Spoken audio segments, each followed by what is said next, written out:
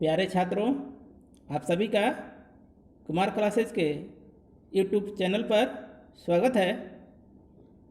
छात्रों, हमारे चैनल द्वारा FPCL TG2 की संपूर्ण सिलेबस कंप्यूटर तथा इलेक्ट्रिकल की होमवर्क सीरीज के माध्यम से तैयारी कराई जा रही है, जिसके तहत हम लोग आपको एक टॉपिक होमवर्क के रूप में देते हैं और अगले दिन उसका प्रैक्टिस ऑब्जेक्टिव हम करवाते हैं और इसका PDF भी आपको उपलब्ध कराया जाता है। उसका कोई चार्ज नहीं लिया जाता है और आप मेहनत करिए, सफलता मिलेगी।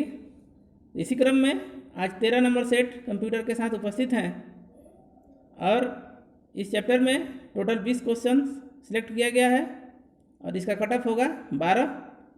उम्मीद करते हैं आप जरूरी से प्राप्त करेंगे। जिन्होंने नहीं पढ़ा होगा पहले इस चैप्टर को पढ़ के फिर इस सेट को बनाएंगे।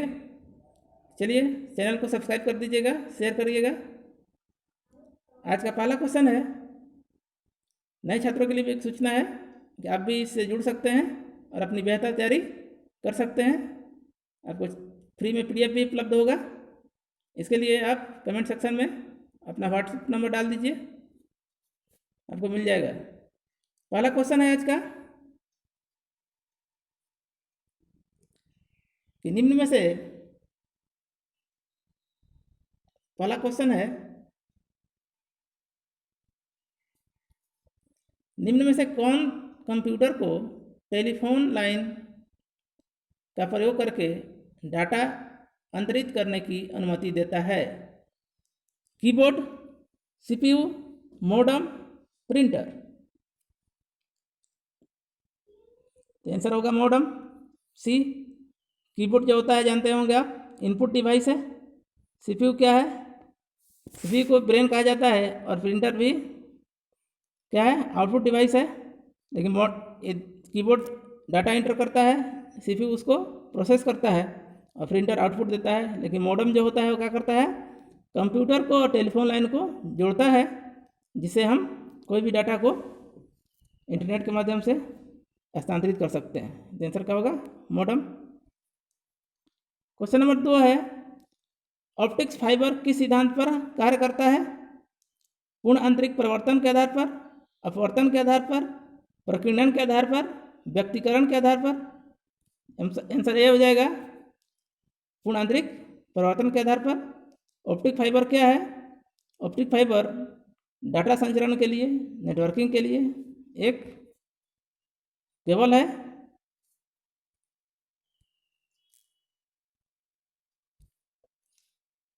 तीन नंबर क्वेश्चन है, किसी बाहरी संस्था को इंटरनल वेब पेजों पर एक्सेस करने देना हो तो क्या प्रयोग किया जाता है? एक्स्ट्रानेट, इंटरनेट, इंट्रानेट या हैकर?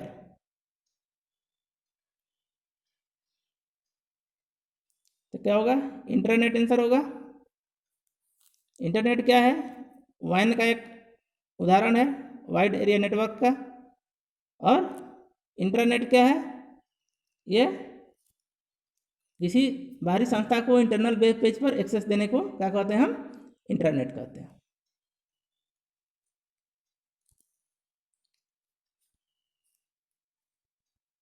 चार नंबर क्वेश्चन है, ब्लूटूथ प्रौद्योगिकी संभव बनाती है अब कानों के बीच वायरलेस संचार को, मोबाइल फोन पर सिग्नल प्रसारण को, लैंडलाइन से मोबाइल फोन संचार को।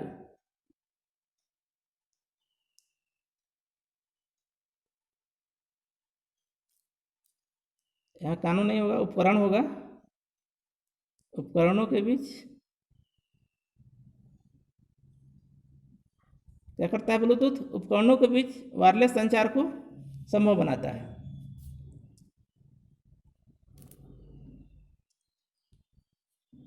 पाँच नंबर क्वेश्चन है, दो नेटवर्क को आपस में जोड़ने वाला कंप्यूटर क्या कहलाता है?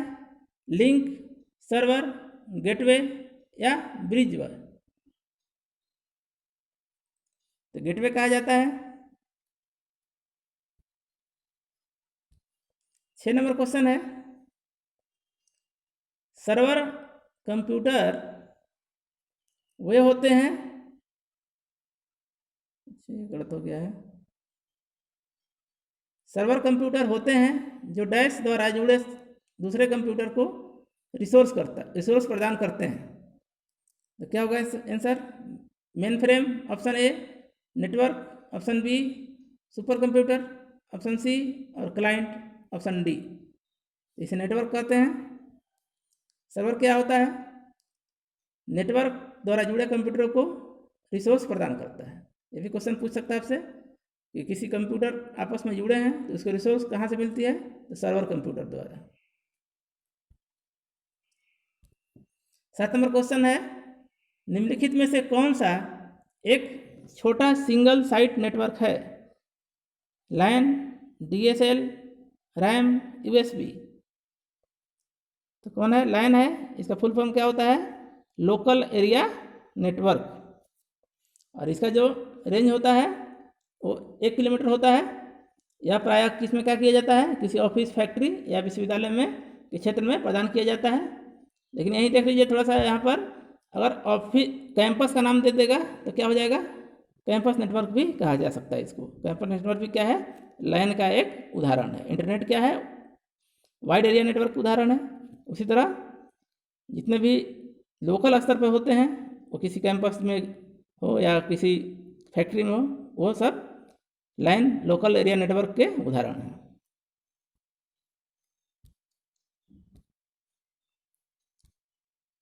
WLL का पूरा नाम क्या है? Walking landline, working loop line, wireless landline, wireless in local loop. तो क्या होता है? Wireless in local loop. Important है, याद रखिएगा इसको, बार बार पूछा जाता है ये। 9 नंबर क्वेश्चन है, नेटवर्क का बस जिसे डाटा का सुधार हाईवे भी कहा जाता है, इसका दूसरा नाम क्या है और इसे किस नाम से जाना जाता है? Option A backbone, option B forward bone, option C advance for, option D none.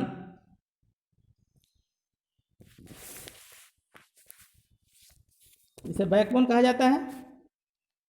Option A.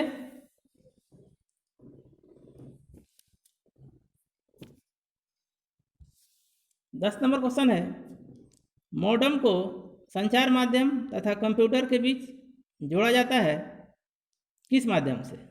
पहले हमने जाना कि किसी भी नेटवर्क को डाटा अंतरित करने के लिए हम क्या करते हैं? मॉडेम से जोड़ते हैं। और मॉडेम जोड़ा कहाँ जाता है? कम्युनिकेशन पॉइंट से, कम्युनिकेशन पोर्ट से, रियल बस से, नॉन से, इनमें से कोई नहीं। तो क्या होगा? कम्युनिकेशन पोर्ट से जोड़ा जाता है। जहाँ जोड़ा जाता है उसको पोर्ट बोला जाता है। ये भी बार बार पूछ देता है आपसे। 11 नंबर क्वेश्चन है, नेटवर्क से जुड़े प्रत्येक नोड अपने डैश एड्रेस से पहचाना जाता है। जितने नोड क्या होता है? कंप्यूटरों का एक जंक्शन होता है नेटवर्क का। तो जहाँ नेटवर्क होता है उस एड्रेस को किस नाम से जाना जाता है? WN, WAN, मैक, स्विच या नन। तो क्या होगा? मैक होगा। और मैक का फुल फॉर्म भी पूछ सकता है। मैक का फुल फॉर्म होता है मीडिया एक्सेस कंट्रोल एड्रेस, और जो कि कार्ड निर्माता कंपनी द्वारा दिया जाता है।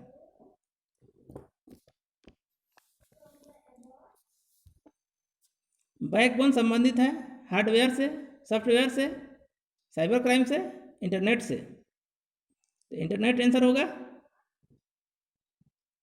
बैकबोन क्या होता है?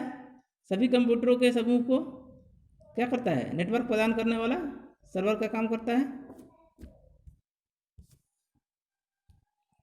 13 नंबर क्वेश्चन है, सी बैंड प्रेषण में प्रयोग होती है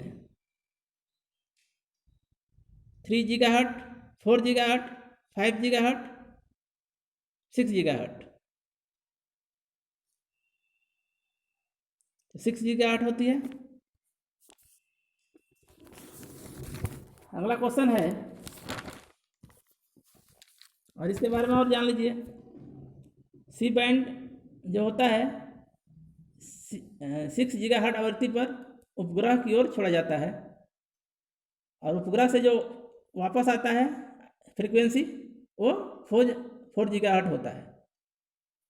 तो क्वेश्चन पूछ सकता है कि सी बैंड प्रेषण में वापस कितना आता है, तो 4 गीगाहर्ट्ज। भेजा कितना जाता है आवृत्ति 6 गीगाहर्ट्ज, वापस आता है 4 गीगाहर्ट्ज। यहाँ प्रयोग होता है, पूछा है। 14 नंबर क्वेश्चन है, सिग्नल की शक्ति काम किए बिना नेटवर्क की लंबाई बढ़ाने के लिए उपयोग किया जाता है। Option A repeater, option B router, option C gateway, option D switch. Repeater किया जाता है, ऑप्शन ए। 15 नंबर क्वेश्चन है, 4G स्पेक्ट्रम में जी शब्द किसके लिए प्रयुक्त हुआ है।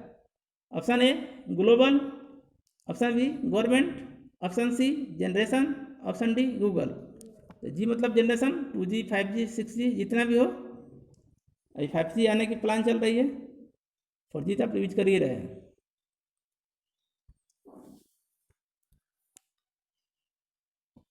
सोलह नंबर क्वेश्चन है, दूरदर्शन, यहाँ दर्शन लिखा गया है, दूरदर्शन है। दूरदर्शन प्रसारण में चित्र संदेशों का संचरण होता है आयाम मॉड्यूलेशन द्वारा, आवृत्ति मॉड्यूलेशन द्वारा, फेज मॉड्यूलेशन जिसको हिंदी में कला मॉड्यूलेशन भी बोलते हैं, ऑप्शन डी एंगल मॉड्यूलेशन। तो क्या होता है आयाम मॉड्यूलेशन, इंग्लिश में इसको एम्पलीट्यूड मॉड्यूलेशन भी बोला जाता है। आंसर क्या होगा आयाम मॉड्यूलेशन या एम्पलीट्यूड मॉड्यूलेशन।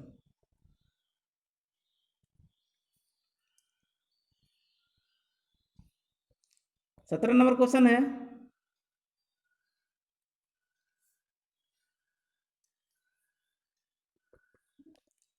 मोबाइल पर इंटरनेट डाटा प्राप्त करने के लिए डैश प्रयोग किया जाता है। Modem, wireless markup language WLL, और डी इनमें से कोई नहीं। तो क्या होगा वायरलेस मार्कअप लैंग्वेज। मॉडम जो होता है क्या करता है कंप्यूटर द्वारा टैग होता है, जबकि मोबाइल की बात हो रही है तो क्या होगा वायरलेस मार्कअप लैंग्वेज द्वारा होता है। 18 नंबर क्वेश्चन है,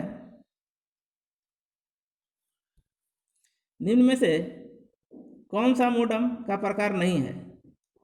internal modem, external modem, super modem, सभी। नहीं है पूछ रहा है, तो क्या होता है सुपर मॉडम नहीं है। मॉडम 2 प्रकार का होता है, इंटरनल मॉडम और एक्सटर्नल मॉडम। और मॉडम द्वारा सेंडर और रिसीवर को, दोनों कंप्यूटरों को आपस में जोड़ा जाता है। यह एक हार्डवेयर उपकरण है।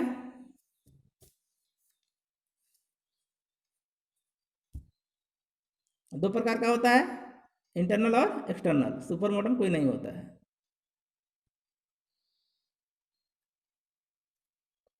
19 नंबर क्वेश्चन है, कौन सा हार्डवेयर उपकरण जो समान प्रोटोकॉल उपयोग कर रहा है, 2 लोकल एरिया नेटवर्क को आपस में जोड़ता है, उसे क्या कहा जाता है। Network gateway, bridge gateway, switch gateway, इनमें से कोई नहीं।